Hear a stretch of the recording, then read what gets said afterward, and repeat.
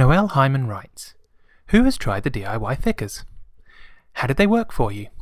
Did your glitter and beads stick enough to cover the white underneath? Glitter Girl, can you help Noelle with this DIY dilemma? Of course I can. Let's have a look at this new product from American Crafts. It's called DIY Thickers. And basically they are thickers cut in the most popular fonts throughout kind of thicker history, if you will. And instead of having a color or a finish already, they're customizable. So these are foam thickers that have adhesive on the back, of course, but then they also have a paper backing on the front. And when you just peel that off, you have an adhesive layer on the top so that you can add whatever finish you want to the letters. So there are various different things you can use, and I'll take you through some different options and also a few things that don't work very well, just so that you don't have to waste your time trying them. And we'll start with the products that they're meant to go with, and that's the glitters and other little additions from American Crafts. So I have two of their Wow glitters here, one in the extra fine and one in the chunky, and they both will work. They just come up with a different finish. Let me see if I put some of these on the mat, you can have a look at how they differ. Kinds of glitter. So this is the extra fine. It's very, very small pieces and very powdery in your fingertips. The chunky glitter, on the other hand, is great big pieces that are little circles. So, making your own finish to the thickers is as simple as just choosing the letter that you want, peeling off the top, and adhering whatever glitter or other bits and pieces that you want to add. Now, you can do it straight on the sheet, but I'll show you the first one on the sheet, and then I'll show you why I prefer to cut them apart. So, I'm just going to put this on the craft mat. And let's see, why don't I start with this one in the middle, and I'll do this, this letter G.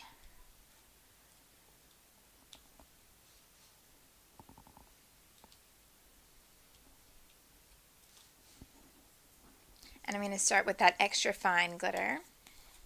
So I've taken the top layer off to reveal the adhesive, and then just tap the glitter so that you're covering all of the letter. Nice and simple. And then it will be quite stuck. It'll be stuck well on its own, but just to make sure that I get glitter on all the edges, I tend to press it down a little bit like this. And then tap that all off, and you can see I'm giving that quite a bit of pressure, and it's all still stuck. So the letter's still covered, and if I touch it now, that letter's not sticky at all. So the adhesive on the top is a very good quality and does take the glitter really, really well. You will see that you get a lot of glitter, loose glitter, just stuck to the static of the adhesive backing sheet. So I tend to cut the letters apart so that I don't worry about getting all of this extra glitter. It might get stuck to the next letter that I want to do, and obviously the glory of doing them yourself is that you don't have to do the whole alphabet all in one color. So what if I want to do then this G in another color and I get that stray pink glitter in my way? So that's why I tend to cut them apart. But it's certainly possible to do them right there on the sheet if that is preferable to your method of storing your thicker sheets and things like that. I know that's important sometimes. So I'll try this same technique with the chunky glitter to show you the difference between the two. So this time I have cut it apart, and I'm just peeling the top layer off.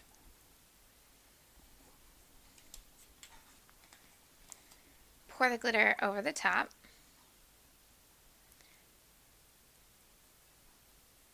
Just make sure you can't see any of the white through. Press it down to make sure everything is extra stuck.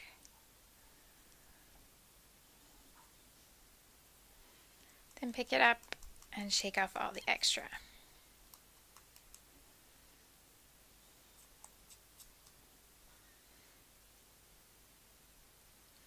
Now, with the bigger pieces, it is more possible to get gaps just because of how the geometry of it all works. The larger the tiles that you're trying to fill the space with, the more likely you're going to have some gaps here and there. So what I do is shake it off and then put it back in, just turn it over,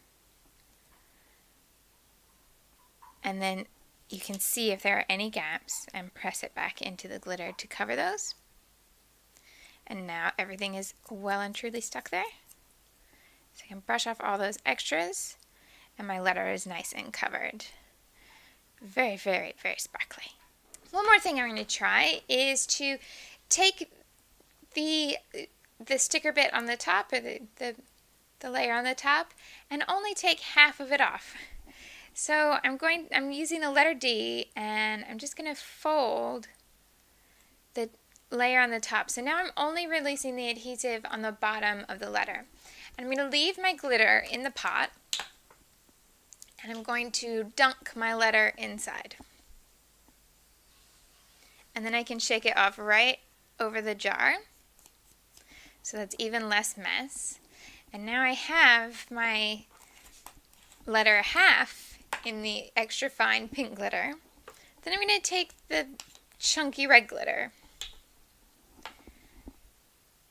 take the top and the rest of that whole layer off, and dunk it in the red glitter.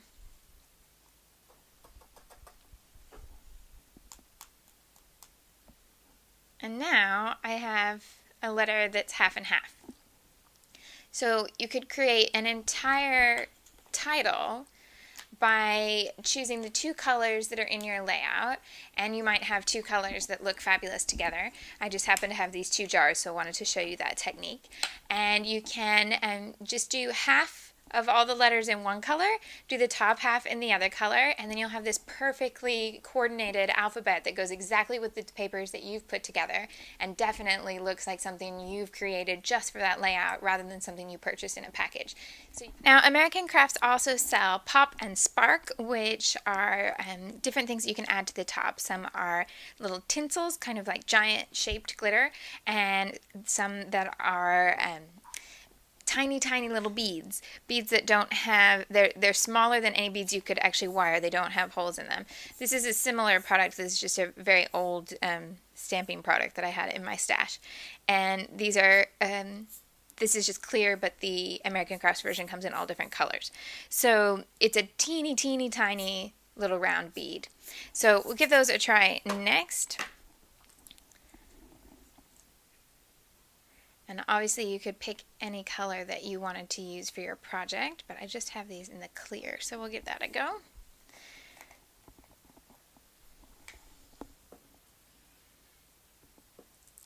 Same technique. I tend to go very slowly with these because they're much harder to control than glitter, and if you're a sensible person, you will do this on some sort of tray so that they don't just fly everywhere. But you know, sensible is not my middle name.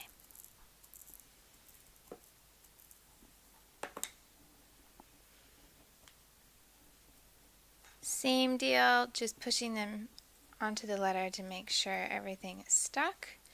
And in this case, it's not because there'll be gaps, it's because the dimensionality, since they're round rather than flat, means that sometimes they're a bit more likely to not have stuck entirely. But if you press them down, because the thickers are foam, if you press them down, it will grip really well.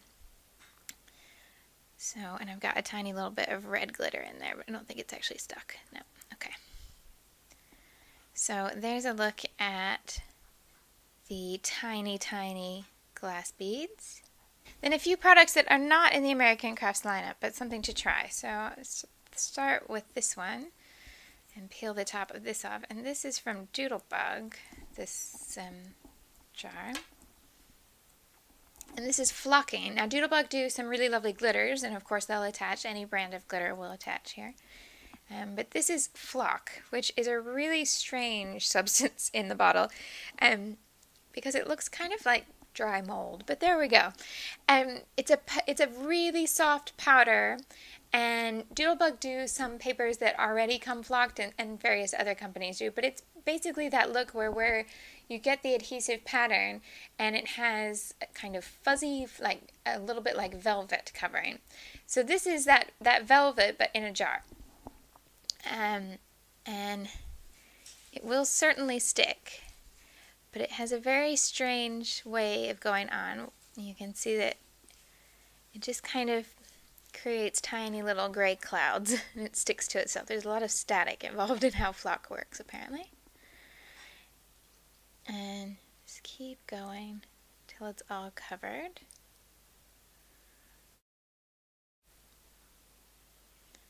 Now, same thing as before, that you want to press it in just to make sure everything is stuck. And then you may find that there are places where you have to go back because the flock makes it a little harder to see where things are falling than the glitter.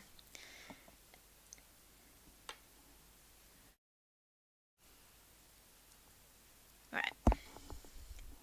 And then same idea as before, turn it over and shake the extra.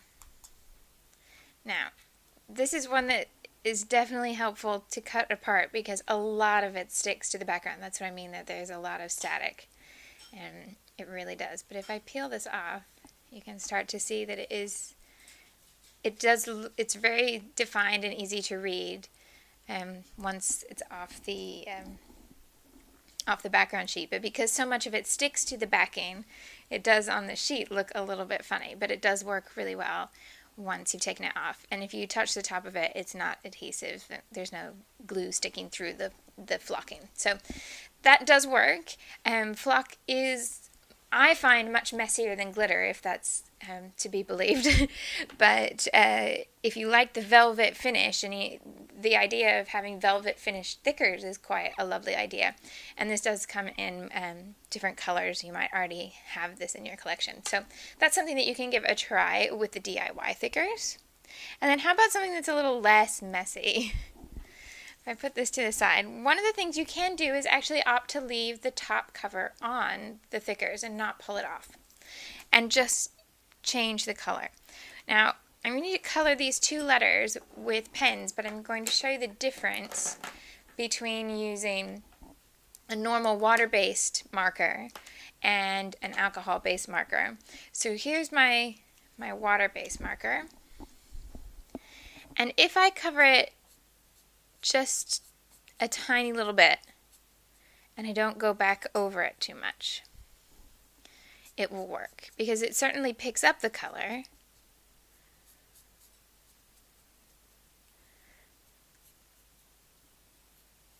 And that's easy enough. However, now where I have these brush lines from the strokes of the pen, if I go back and try to even this out just on that second coat, that paper backing is already too saturated and starts to peel up and bubble.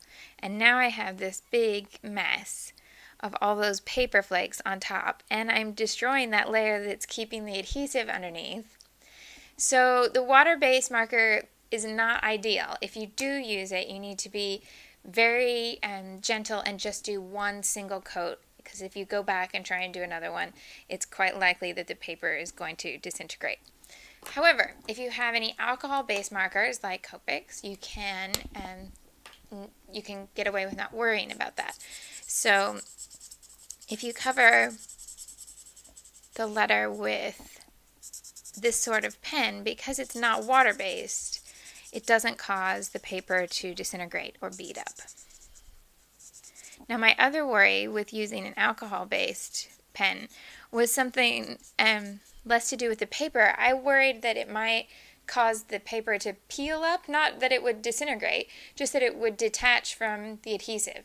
But so far I haven't found that problem at all, and I've put several coats of the markers on. So you can do sort of a faded letter, and people who are excellent at coloring will have far, far more skill in this technique than I do, but I'm just going to give you a simple demonstration, and some people are amazingly talented with pens like this, and they'll do all sorts of brilliant work.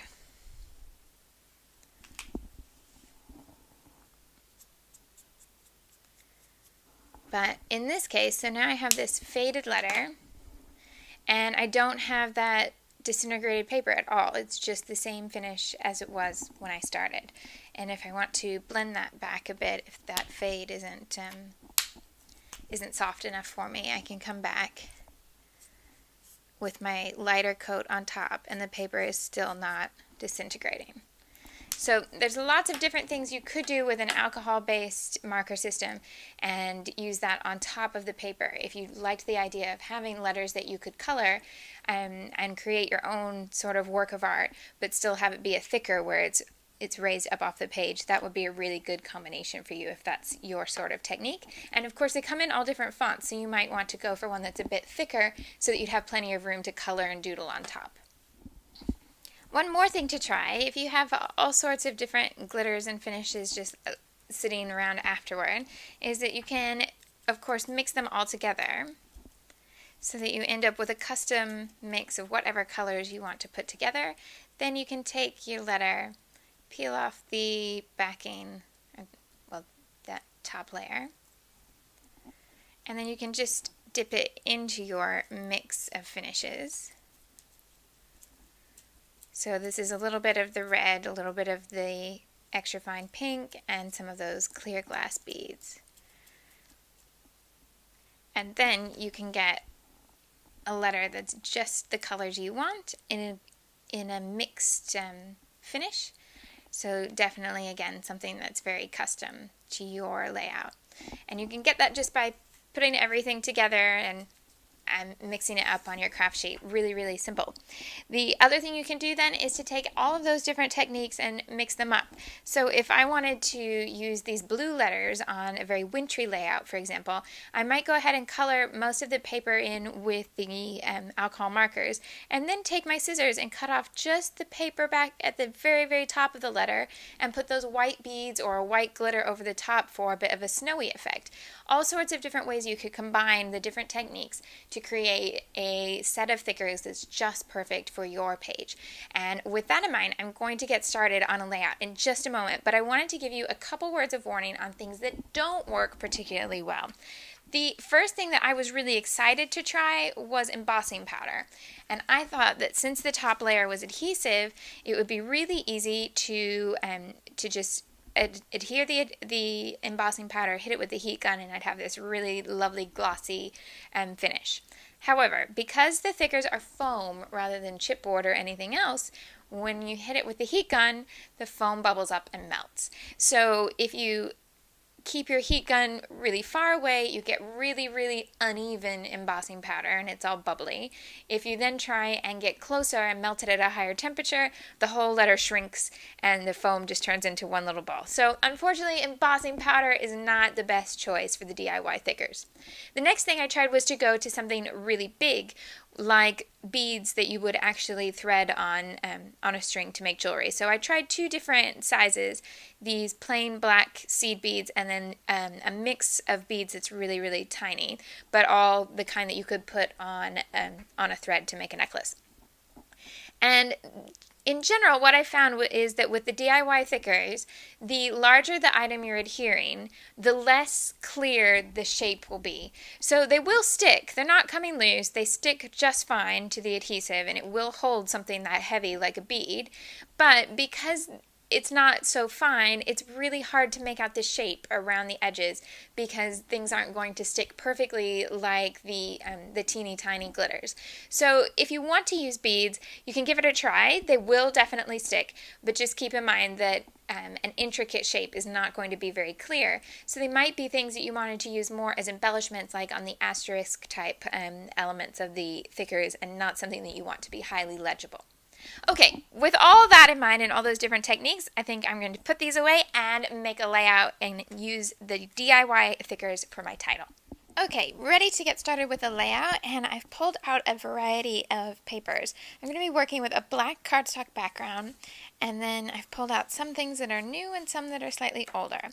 From the new Classic Calico collection, which is their second group. Now, the first Calico collection from Studio Calico was all craft-based, or that tan color, but in the new collection there's a mix, including some black and white and some gray and white, as well as the craft tone. So they're all still neutrals, but I'm going to pull out the black. So there's a black with a white dot, but it's filled in with graph paper, so it's a little bit more distressed without being too scratched on the top, but just a little bit of something different. And then this one, which has these little Polaroid style frames, which I'm going to cut apart and use as embellishments on my layout.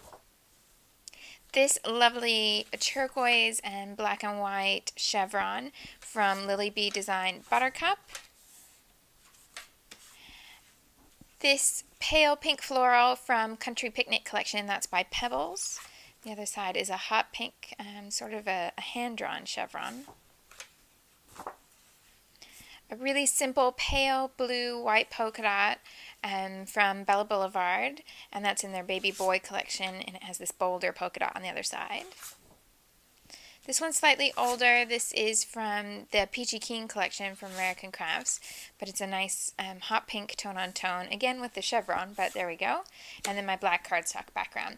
And I just have a single photo this week. The ideas here will be you can adapt to whatever number of photos you want, but I'm working at the moment on some older photos, and that means that I have a lot of one-off photos where I just don't have anything else from that same day or same event. So I have this one particular picture. It's not an amazing shot, but it's the only shot I have from that day, and I'm going to go ahead and work with it, and I'm not going to crop it or anything. I'm going to leave it as the whole image because it's an older picture, and I don't have this isn't a digital photo or anything like that. So that's where I'm starting today, and I'm going to go ahead and start with cutting a few of these Polaroid boxes out. I'm just going to cut maybe one row full so that I have enough to start figuring out how I want to embellish the page. And then of course I'm going to be using the DIY thickers for my title. Here's the basic framework that I'm going to use. I added a few different photo mats to the photograph and just kind of offset them so they're not perfectly square. And a strip of the big, bold black and white polka dot to go with my 5 Polaroid frames. And then I just took all of the different pattern papers that I used on the page and used the same big flower punch to punch 5 matching flowers and attach them to each of the Polaroid frames with a pop dot. I may add something else on top of them, like something sparkly to the center of the flowers or something like that, but you could use that idea and change it up. So you could just fill the rectangle, so you could put squares or rectangles, something very linear in the Polaroid frame. Or you could use whatever shape fits the theme of your page or fits the feel. So you could put butterflies, you could put stars, you could put anything that you can die cut or punch, you could add to each of those frames. And since there's no pre-purchased embellishments there, nothing that came in a package, you're looking at quite a low price point if you already have the punch. So going back a few weeks, that was something we were talking about, so I just thought I'd throw that out there. Now, the next thing I'm going to do is my title, which I'm going to use those DIY thickers. And because I've used pink and turquoise, I've pulled out that pink extra fine glitter that I was using before, and then also a turquoise glitter from another brand that I had in my stash. And I'm going to use that folded technique to create my two-tone glitter thickers to match this page.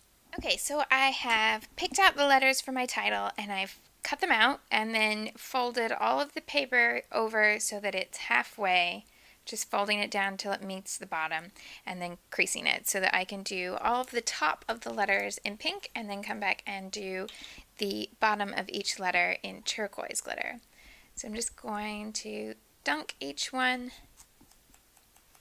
in the glitter to do the top half, and then I'll repeat that with the turquoise. To do the second half of the letter, I just remove the rest of the paper and dunk it in the second pot of glitter, and then I have my two-tone letters.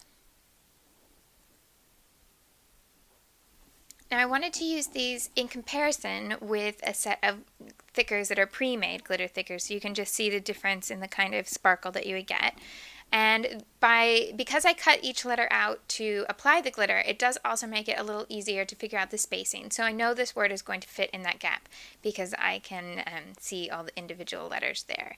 I'm still going to spell from the last letter back just so that I have the best chance at getting the spacing right. And then each letter just peels off from the backing sheet, and I want these to just rest on that top layer of pattern paper there. Now, of course, now that these are all covered in glitter, they aren't the least messy of supplies ever. The kind that come with the glitter pre-stock, you only get one color in the package, but it is quite well stuck, so you have a real minimum of glitter coming loose everywhere. This is a little bit more messy. If you don't like the idea of having glitter on your fingers at all, because some people are not a big fan of that, you can use tweezers to remove them from the sheet and put them on your layout. And you'll still need to brush off the extra glitter at the end, but you'll have a lot less mess with your hands, because the extra glitter isn't really coming from the letters, it's coming from the backing sheet. Here's my finished page with the writing added at the bottom, and then I just added a little bit of embellishment either side of the photo. So I took a border sticker that's from this sheet from Create Paper's Pretty Paper collection, and I used this hot pink border here. I just cut two pieces of it, one to go this side and one to go on the other, and then put the date here with a little bit of detail, the rest of the writing's here, and then I punched one more of the flowers to tuck over here so that this group of embellishments isn't so isolated and has that repeat on the other side. I decided not to add anything to the center of these because when I started to build them up, I quite like flowers like this with all sorts of different layers on top, but because there was only one photo, I found that the more I stacked on top, the more your attention went to the flowers and not to the picture. So I decided that would be something for a different page. Maybe if I'd only had one flower, it would work, but with 5, it was just quite overbearing. And then since I didn't put anything in the center of those, I just sprinkled a few of the little page, what are they called? Candy dots. And they are from Pebbles, and they come on a sheet like this. There's only about half of them left now, but these are white with a little iridescent glitter finish, but they come in all different kinds, and they come without glitter. They come in pearls and buttons and all things like that. So if you're not a glitter fan, don't despair. You can still use those for just a sprinkling here and there. And that's my page for this week. I'd love to see you give the DIY idea a try, and if you don't have DIY thickers yet, see what else you can adapt in your stash to develop the DIY idea and just take that little bit of creativity on your own little adventure. Thanks for watching. Join us next week for the continuing adventures of Glitter Girl and the ongoing mystery of the scrapbooker behind the mask at twopeasinabucket.com.